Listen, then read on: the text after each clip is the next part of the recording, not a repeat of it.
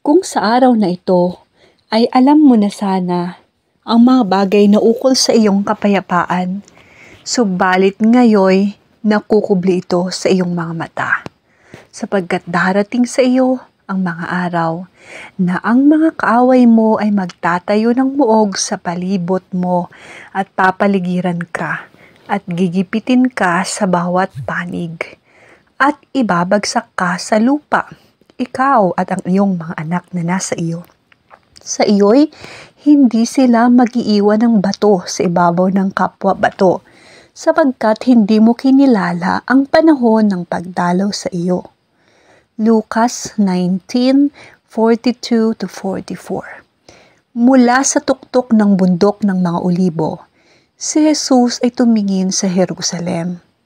Maganda at mapayapa ang tanawing nakalatag sa harapan niya. Noon ay panahon ng Pasko at mula sa lahat ng lupain ay nagtipon doon ang mga anak ni Jacob upang ipagdiwang ang dakilang pangbansang kapistahan. Sa gitna ng mga halamanan at mga ubasan at mga luntiang palusong na nakakalatan ng mga tulda ng mga manlalakbay, ay naroon ang mga naghahagda ng burol, ang mga marangal na palasyo, at mga malakit matitibay na muog ng kabisera ng Israel. Parang sinasabi ng anak na babae ng Zion sa kanyang pagmamataas, "Ako'y nakaupong isang reyna at hindi ko makikita kailanman ang kalungkutan." Maganda ito noon at ipinalalagay na matiwasay ang sarili sa kagandahang loob ng langit, gaya noong mga nagdaang panahon na ang musikero ng hari ay umawit. Maganda sa kataasan ang kagalakan ng buong lupa, ang bundok ng Zion. Ang lungsod ng dakilang hari, awit 48:2. Kitang-kita ang maririlag na gusali ng templo. Ang sinag ng papalubog na araw ay kumikinang sa busilak na kaputian ng mga marmol na pader nito at kumikislap mula sa ginuntuang pintuang bayan at tore at taluktok ng templo. Ito'y nakatayo bilang kasakdalan ng kagandahan. Panaghoy 2:15. Ang ipinagmamalaki ng bansang Hudyo. Sinong anak ni Israel ang titingin sa tanawing ito nang hindi na makadarama ng labis na tuwa at paghanga? Ngunit iba ang mga iniisip ni Jesus. Nang malapit na siya at nakita ang lungsod, ito'y kanyang iniyakan. Lucas 19:41. Sa gitna ng pangkalahatang kagalakan ng matagumpay na pagpasok sa lungsod, habang ang mga sanga ng palma ay iwinawagayway, habang ginigising na masasayang husana ang alingaungaw ng mga burol, at ipinapahayag ng libu-libong tinig na siya'y hari, ang manunubos ng sanlibutan ay nalipos ng isang biglaan at mahiwagang kalungkutan. Siya na anak ng Diyos, ang isang ipinangako sa Israel na ang kapangyarihan ay dumaig sa kamatayan at tinawag ang mga bihag nito mula sa libingan, ay lumuluha, hindi ng karaniwang kalungkutan, kundi ng matindi at di mapaglabanang pagkahapis. Ang kanyang mga mata ay hindi para sa kanyang sarili, kahit alam na alam niya kung saan siya ihahatid ng kanyang mga paa. Sa harapan niya ay naroon ang Getsemani, ang eksena ng kanyang nalalapit na paghihirap.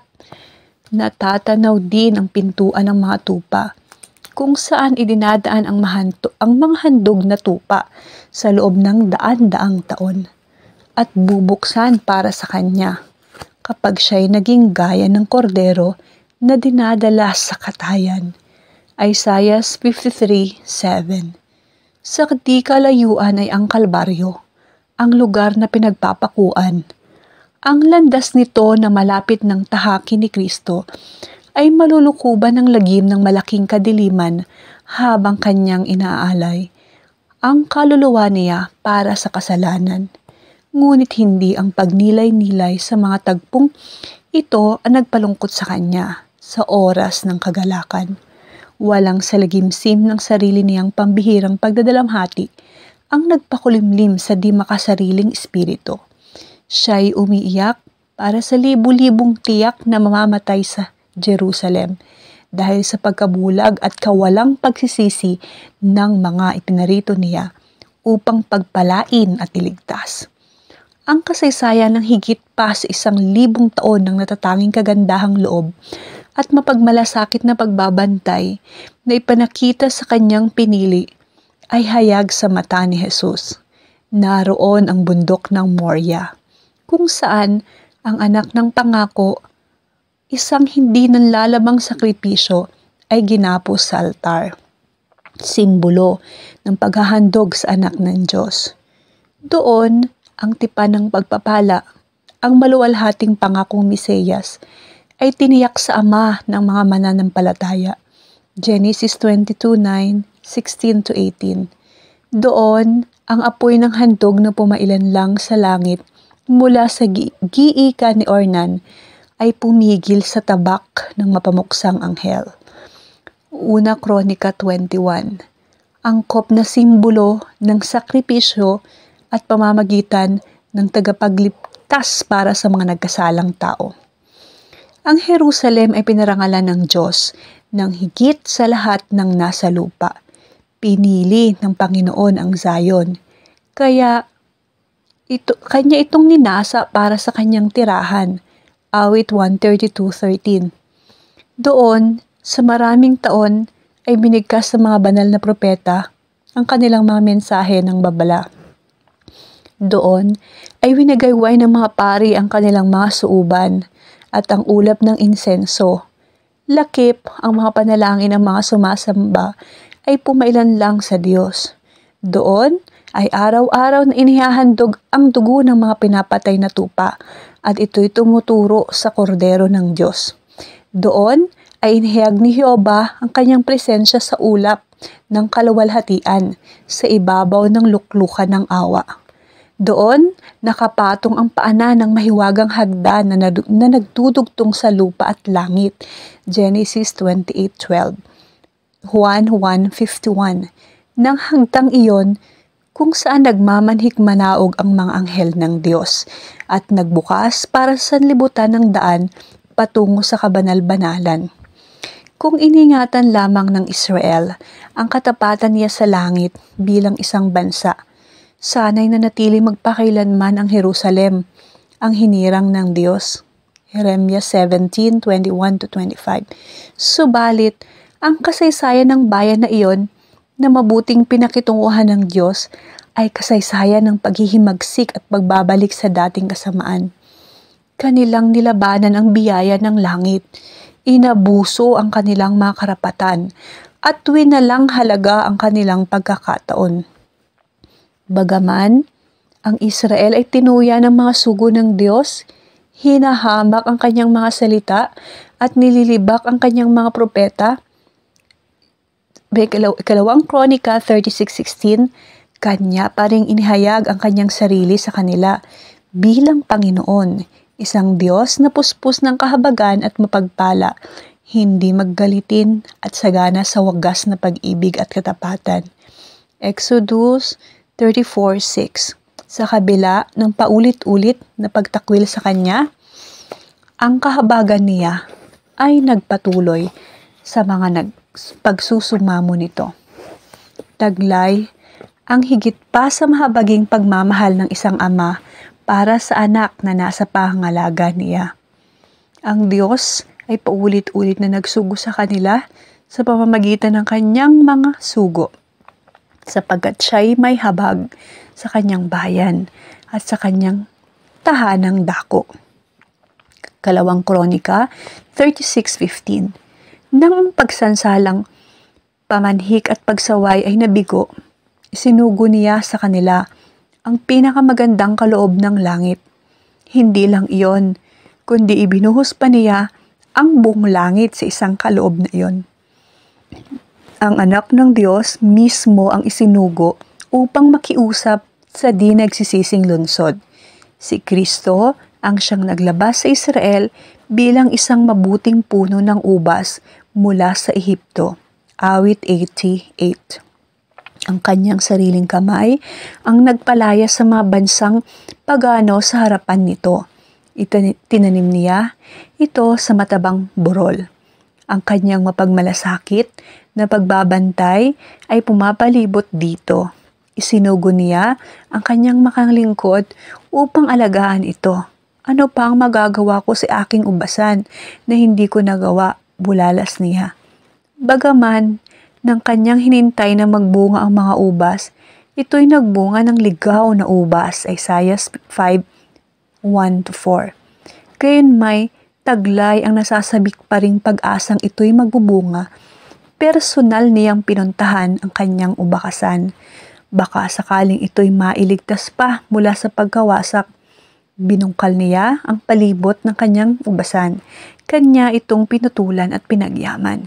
Hindi siya napapagod sa kanyang mga pagsisikap na iligtas ang ubasang ito na sarili niyang tanim. Sa loob ng 3 taon, ang Panginoon ng liwanag at kaluwalhatian ay nakisalamuha sa kanyang bayan. Naglibot siya na gumagawa ng mabuti at nagpagaling ng lahat ng mga pinapahirapan ng diablo. Gawa 10:38 na pinagagaling ang mga bagbag na puso, pinalalaya ang mga bihag, ibinabalik ang paningin sa mga bulag, ang mga pilay ay pinalalakad at ang mga bingi ay muling nakakarinig.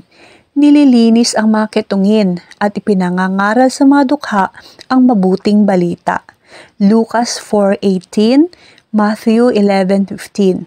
Sa lahat ng uri ng tao ay pare-parehong sinabi ang mabiyayang paanyaya. Lumapit kayo sa akin, kayong lahat na nanlulupaypay at lubhang nabibigatan, at kayo'y bibigyan ko ng kapanghingahan. Matthew 11:28. Bagaman ginantihan ng masama ang kabutihan at galit ang kanyang pag-ibig, awit 1095, matatag niyang pinagpatuloy ang kanyang misyon at kahabagan. Hindi niya kailanman tinaboy ang mga naghahanap sa kanyang biyaya. Bagaman isang taong walang tahanan at lagalag, paninisi at kasalatan ang pang-araw-araw na kapalaran, siya'y nabuhay upang paglingkuran ang mga pangangailangan at pagaanin ang kapighatian ng mga tao, upang makiusap sa kanila na tanggapin ang kaloob na buhay.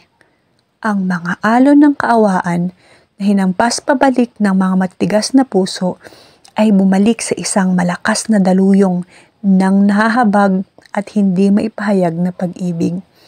Subalit ang Israel ay tumalikod sa pinakamatalik na kaibigan at tanging tagatulong nito.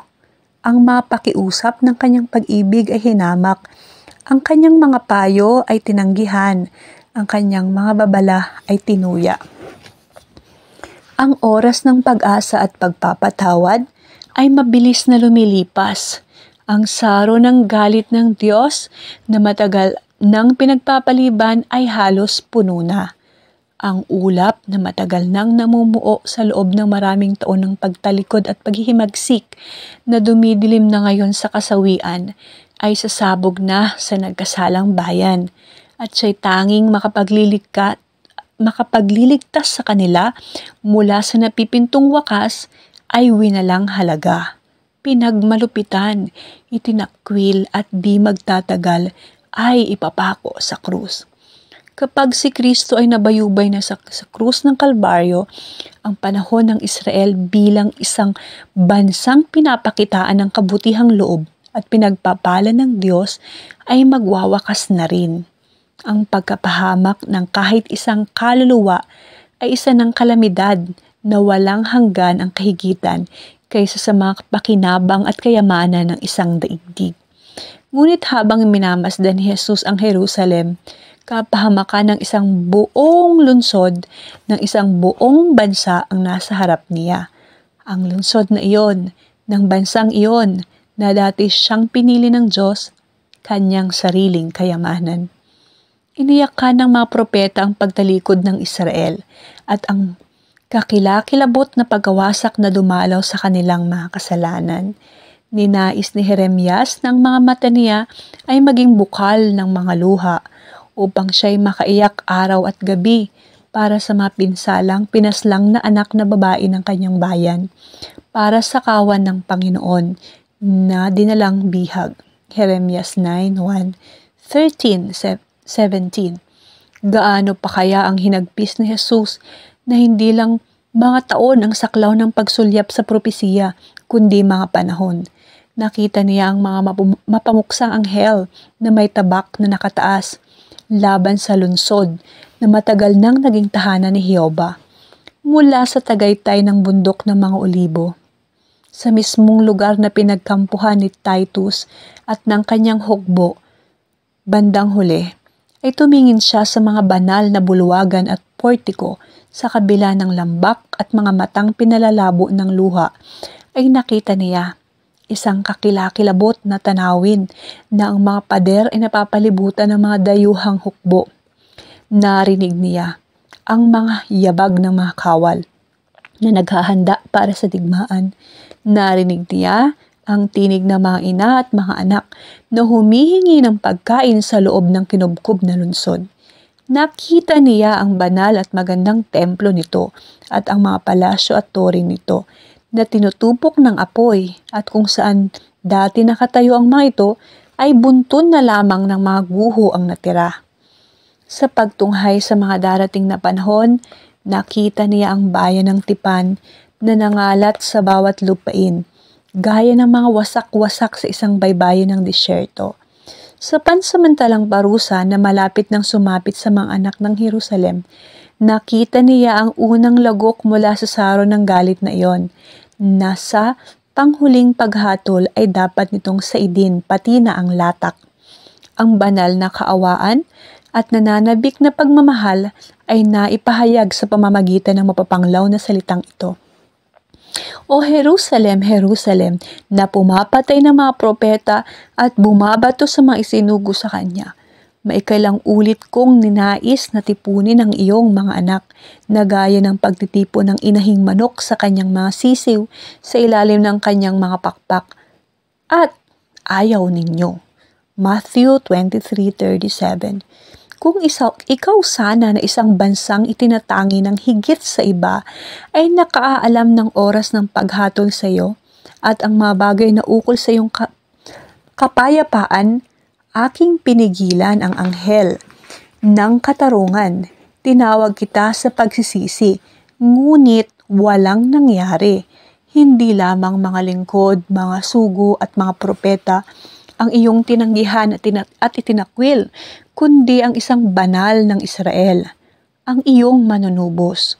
Kung ikaw man ay wasakin, ikaw ang tanging dapat sisihin. Ayaw ninyong lumapit sa akin upang kayo magkaroon ng buhay. 1:5-40.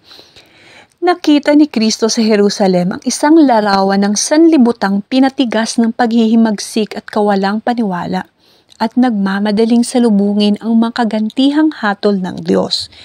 Ang mga kapighatian ng nagkasalang lahi na pumipiga sa kanyang kaluluwa ay pilit na pinalalabas sa kanyang mga labi ang napakasaklap na pagtangis na iyon.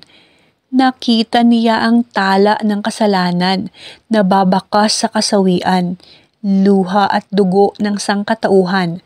Ang kanyang puso ay nakilos na walang hanggang pagkaawa para sa mga naghihirap at nagdurusa sa lupa. Siya'y nananabik na makapigil na paginhawain silang lahat, ngunit pati ang kanyang kamay ay maaring hindi makapigil sa pag-agos ng kasawian ng sangkatauhan. Iilan lang ang naghahanap sa tangi niyang pinagukunan ng tulong. Laan siyang ibinuhos ang buo niyang kaluluwa sa kamatayan upang mailapit ang kaligtasan sa kanya sa kaya nilang maabot. Ngunit iilan lang ang lumalapit sa kanya upang sila'y magkaroon ng buhay. Ang kamahalan ng langit ay lumuluha. Ang anak ng walang hanggang Diyos ay nababagabag ang espiritu, nakayukong may hapis.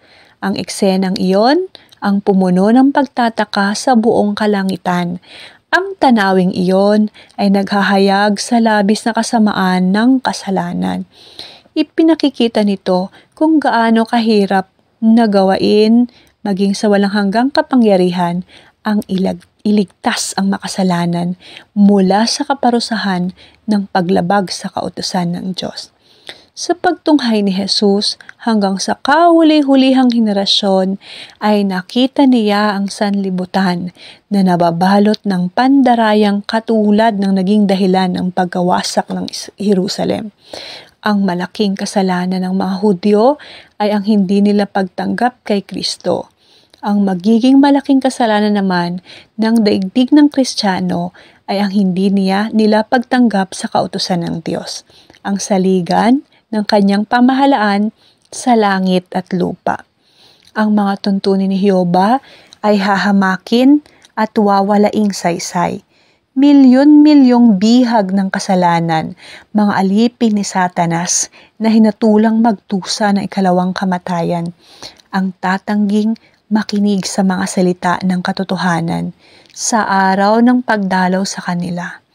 Napakatinding pagkabulag, kakaibang pagkahumaling.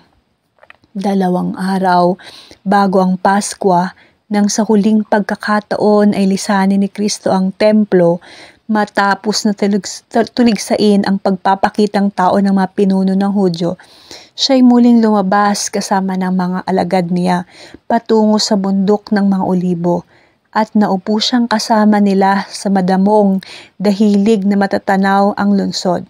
Minsan pa niyang pinagmasdan ang mga pader, ang mga tore at ang mga palasyo nito. Minsan pang nakita niya ang templo na nakasisilaw na kaningningan nito. Sa nakasisilaw na kaningningan nito, isang diadema ng kagandahang kumukorona sa badal na bundok. 1,000 taon na ang nakaraan. Labis na pinuri ng mga awit ang kagandahang loob ng Diyos sa Israel dahil ginawa niyang tahanan ang banal na templo nito. Natatag sa Salem ang kanyang tahanan, sa Sayon ang kanyang dakong tirahan.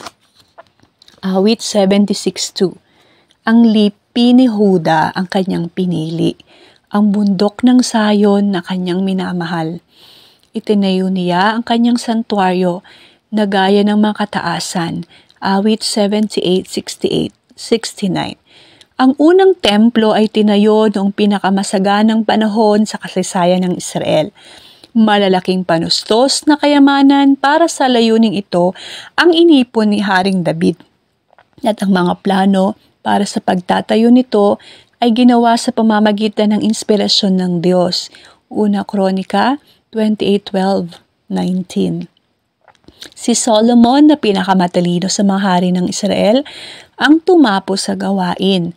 Ang templong ito ang pinakamarilag na gusali na nakita ng sanlibutan.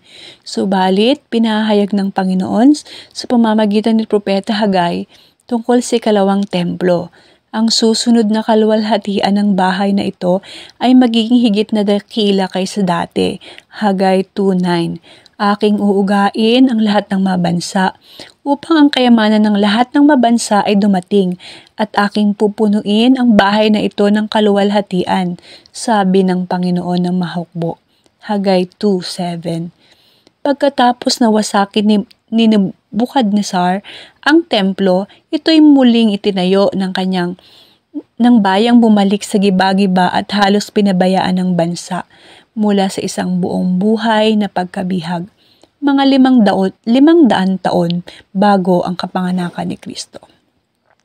Noon ay mayroon sa kanilang matanda na nakakakita ng kaluwalhatian ng templo ni Solomon at umiyak nang maitayo ang bagong gusali na marahil ay napakapangit kumpara sa dati. Ang damdamin na naghahari ay mahusay na inilarawan ng propeta. Sino ang naiwan sa inyo na nakakita sa bahay na ito sa kanyang dating kaluwalhatian? Ano ito ngayon sa tingin ninyo? Hindi ba walang kabuluhan sa inyong paningin? Hagay 2:3. Pagkatapos ay binigay ang pangako ng kaluwalhatian ng huling templong ito ay magiging higit na dakila kaysa dati. Ngunit hindi napantayan ng ikalawang templo ang unang kadakilaan nito. ni pinabanal man ng mga nakikitang palatandaan ng presensya ng Diyos na nakita sa unang templo. Walang kapahayagan ng pambihirang kapangyarihan na tanda ng pagkakatalaga nito. Walang ulap ng kaluwalhatian ang nakitang pumuno sa bagong tayo na sangtuaryo. Walang bumabang apoy mula sa langit upang sunugin ang handog sa dambala. Ang Shekinah ay higit na tumahan sa pagitan ng mga kerubin sa kabanal-banalang dako. Ang kaban, ang luklukan ng awa at ang mga tapyas ng patutuo ay hindi na nakita doon. Wala nang tinig na maririnig mula sa langit upang ipaalam sa nagtatanong na pari ang kalooban ni Jehova. Sa loob ng daan-daang taon, ang mga Hudyo ay walang kabuluhang nagsikap upang ipakita kung saan natupad ang pangako ng Diyos na ibinigay ni Hagay. Ngunit binulag ng pagmamataas at di paniniwala ang kanilang mga isipan sa tunay na kahulugan ng mga salita ng propeta.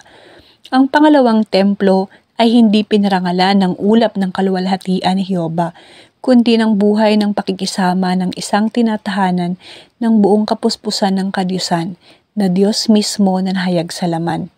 Ang ninanasan ng lahat ng bansa ay tunay na dumating sa kanyang templo nang ang lalaki ng Nazaret ay nagturo at nagpagaling sa mga banal na bulwagan nito sa presensya ni Kristo at tanging dito lang nahigitan ng pangalawang templo sa kaluwalhatian ng unang templo. Subalit, inalis ng Israel mula dito ang inihandog na kaloob ng langit nang ang mapagpakumbabang guro ng araw na iyon ay lumabas sa ginintuang bayan nito. Ang kaluwalhatian ay umalis na magpakailanman mula sa templo. Natupad na ang mga sinabi ng tagapagligtas. Masdan ninyo ang inyong bahay ay iniiwan sa inyong wasak. Matthew 23:38. Ang mga alagad ay napuno ng pagkamangha at pagtataka sa hula ni Kristo tungkol sa pagbagsak ng templo at ninais nilang maunawa ang lubos ang kahulugan ng kanyang mga salita. Ang yaman, pagod at kahusayan sa arkitektura ay